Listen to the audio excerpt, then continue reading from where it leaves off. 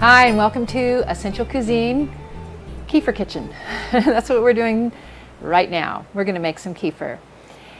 Now, many of you may not know what kefir is. Kefir is I believe, a Turkish term, and it really stands for a cultured milk. And I'm sure you've seen it in many of the stores nowadays. It has the same acidophilus and probiotic bacteria that yogurt has.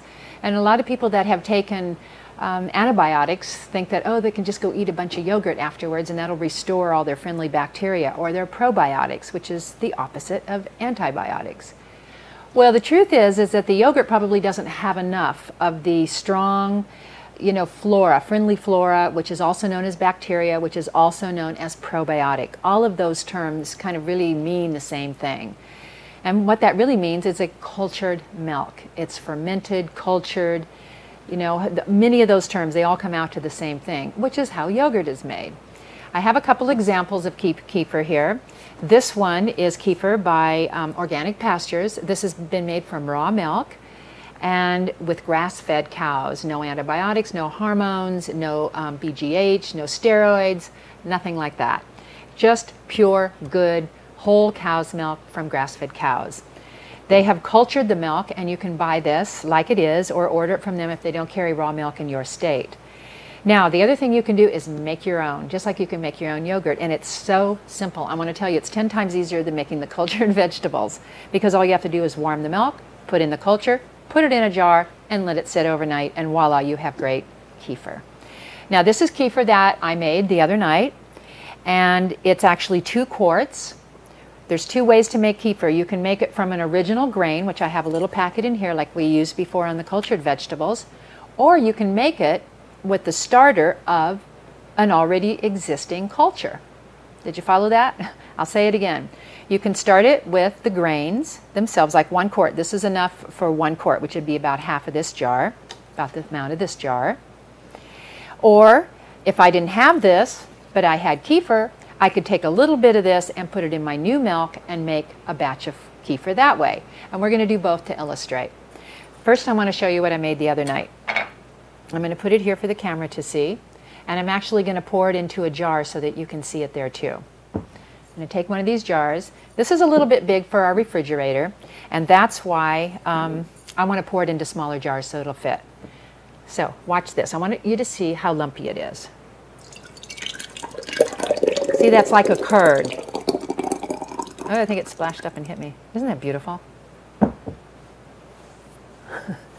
It did. Okay, so that's what it looks like. If you want it to be smoother, and if your kids want to go and they go, oh, I don't like those lumps, then you can put it in the blender, and I'm going to illustrate that, or you can take a whisk and you can just whip it, or with a fork, and you can get it a lot smoother. I kind of like the lumpiness. I especially love it right after I make it and all the cream rises to the top, and then I eat the cream off the top because it's so good I can hardly stand it. I just can't wait for it. But it's a soured milk, and it's an acquired taste. If you don't like it plain, you can always add some honey or some maple syrup. I would definitely do it afterwards though. So I'm just going to pour this in the blender. Woo. And I'm going to give it a quick little whirl, and you can see how it'll come out nice and smooth.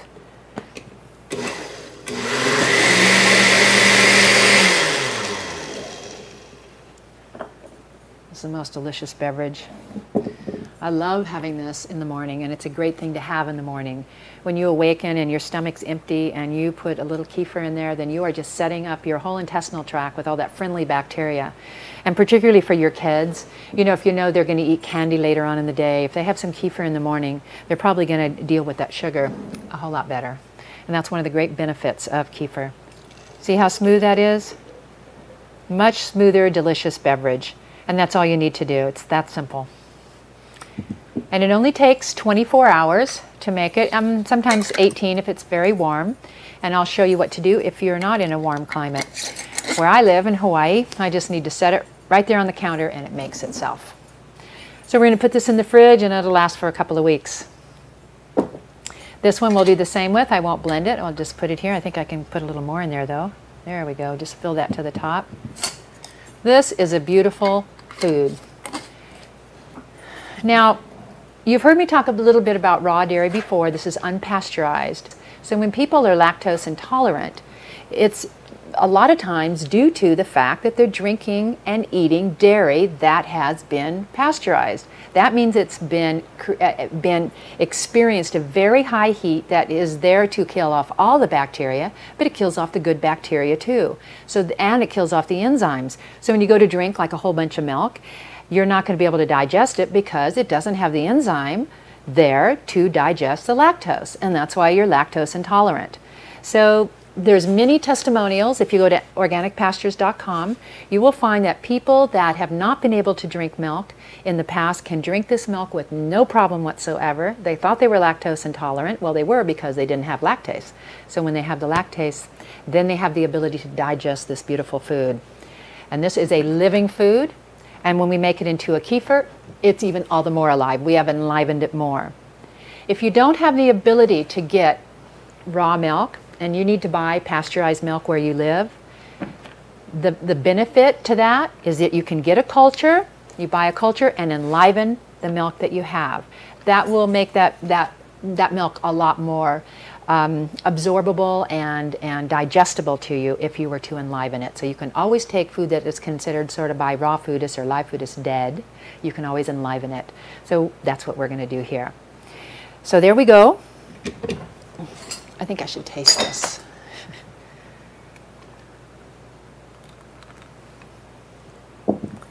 So I'm going to show you both ways, as I mentioned.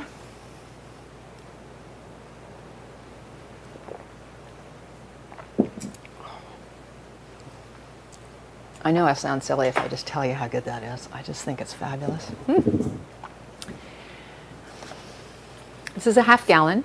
I've taken a half of it out for a quart size, and I've warmed the milk just enough to where I can put my finger in it and it feels like a tepid bath. It's not at all hot. It's going to get a little bit of a film here. Something landed on there. There we go. It's not hot. You don't want to get it hot because then you'll kill all the enzymes. So you just want it to be about 100 degrees, not over 105. And it just really needs to be not cold. So I'm going to pour a little bit in a bowl. This is the way I do it. And the reason I do this is because these grains, you want to really get them absorbed. So it's good to have one of these little stirrers on hand. You take the culture here and you sprinkle it right in here into the bowl. Just like that. And rather than putting it into a great big thing of milk, I do it this way first. And just whisk this until I know it's really dissolved. That's the whole idea, is to get all these grains. You can see them on the side of the bowl. They kind of stick to the side of the bowl. But I'm just going to kind of squish them and keep mixing it until I get it dissolved. It's almost like making a gravy, you know, when you start with the flour and the water and you get a nice little thick gravy going, and then you can make your gravy. But if you just pour the flour into a big thing of milk or liquid, then it all lumps up. Doesn't mean that this will lump, but you're going to ensure a cleaner, a smoother culture. And make sure that it's really going to be blended throughout the entire food. Now there we go. I think that's mixed thoroughly. Scrape the sides of the bowl here. Make sure I get it all. Now again, you want to culture this in glass. I'm going to pour that back into the pan and mix it with the rest of the milk I have here. Mix it well.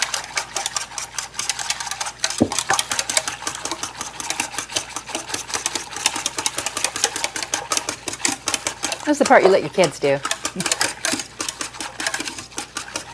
That should be just fine. Pour it in a jar, a nice clean glass jar. Whoopsie, spilled a little bit.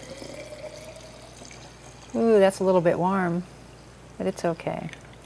Okay, I've got just a little bit of room there, and I'm going to take advantage of it and pour some more milk in. Because we'll probably just have a little bit of milk left over. Let's wipe this up. And that is all there is to it. I'm going to put a lid on it. And we're going to make another one. I'll show you the other way to make it, and then I'll show you how to store them. Now I can feel this jar, it's nice and warm. It's not hot in any way, it's just got a nice, just above a little lukewarm.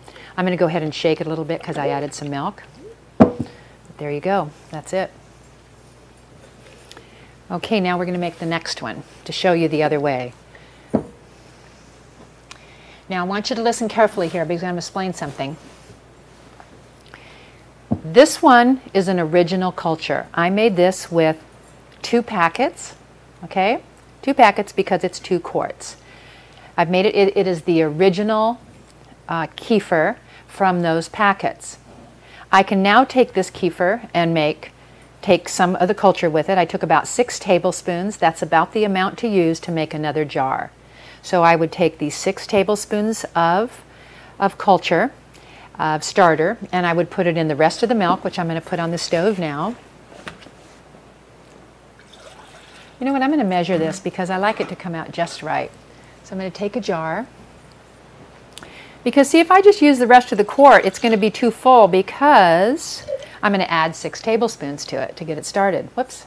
So I'm going to make sure that that I'm going to have just about the right amount of room. So I want to have enough room to add the culture starter. So put that in and just let this warm up. If you know you're going to make your kefir, you can get your milk out so it can get, room temperature. Get it out in the morning if you're going to make it in the afternoon. It won't spoil. It'll be okay.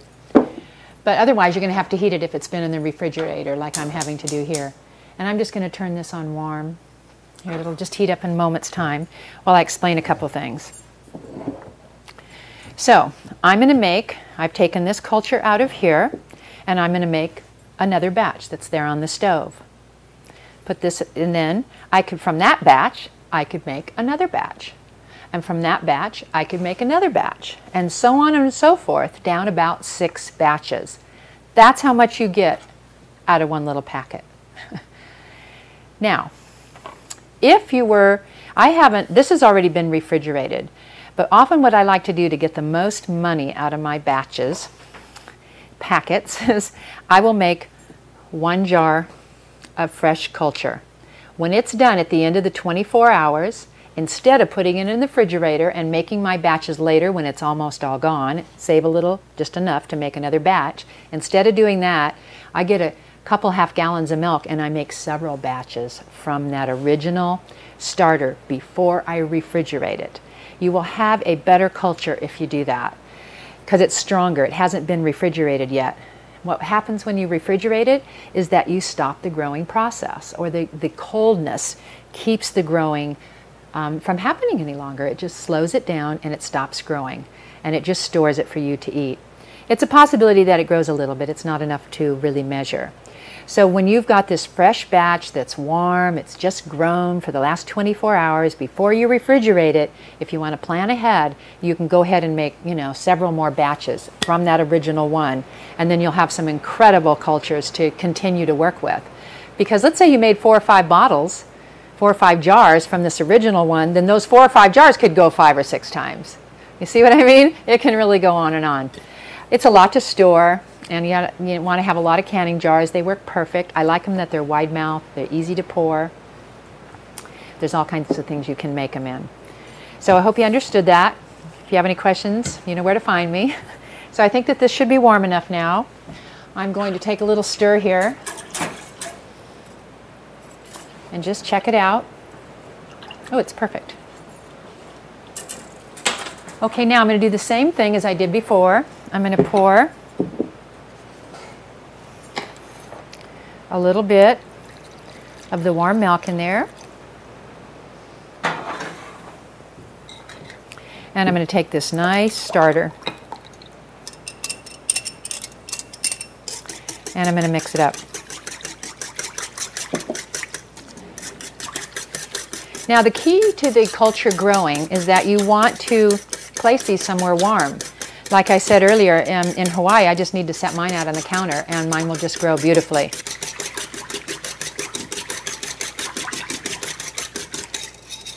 I'm mixing this really good because, remember, it had lumps in it, and I just want to make sure those lumps get really dissolved. So even in Southern California, it would get pretty warm there. And let's do this.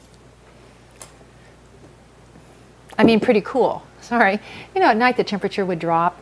And so I would always put my kefir in a cooler with some hot water bottles, and then that would keep it just kind of warm and cozy all night long. And then I'd get a great kefir always. But if it was cool, it would grow slow. And you just want to get the most growth you can, because these friendly bacteria are just growing, growing, growing. You're eating an alive food. Okay, we'll mix that. And we're going to put this in a jar. And this is another way to make this.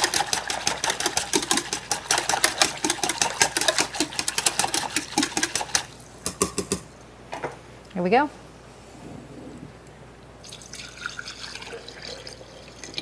See if I measured right.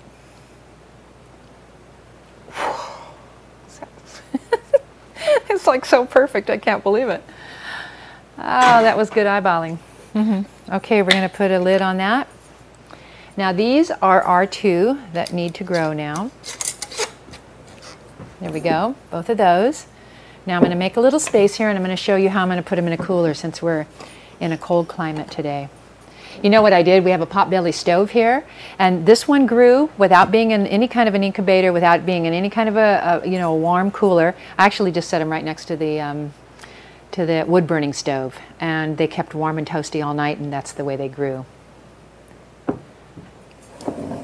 But we got a cooler here just to demonstrate for you. And I'll show you how I do it. You can do it all kinds of ways. If you have a heater, you can set it next to a heater. But we just have a cooler. And we'll probably build a fire later, and we'll put these there. These are nice and warm and toasty. I'm just setting them inside the cooler.